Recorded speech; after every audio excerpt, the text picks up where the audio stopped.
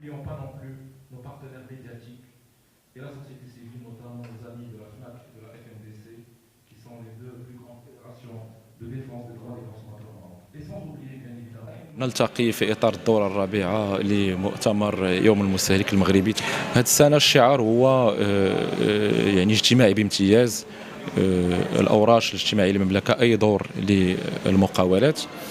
فالسياق العام بطبيعة الحال يفرض نفسه، هو سياق الإصلاح الاجتماعي من خلال يعني خاصة ورش تعميم الحماية الاجتماعية، ولكن بطبيعة الحال هناك أوراش أخرى سوف يتم الحديث عنها اليوم. ومن أجل ذلك معنا خبراء اللي هما أظن أنهم متخصصين بامتياز في مجالهم. هناك ممثلين عن الدولة في شخص وزارة الصحة، في شخص ممثلين عن رئاسة الحكومة، في شخص الصندوق الوطني للضمان الاجتماعي، وخا هو بين البينين يعني قطاع نصف عمومي ونصف خاص.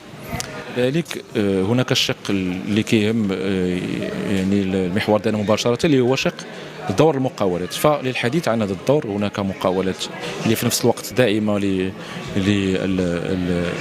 اليوم لهذه الندوة اللي غادي يحدثونا عن ما يقومون به من برامج وأوراش في إطار المسؤولية الاجتماعية للمقاولات.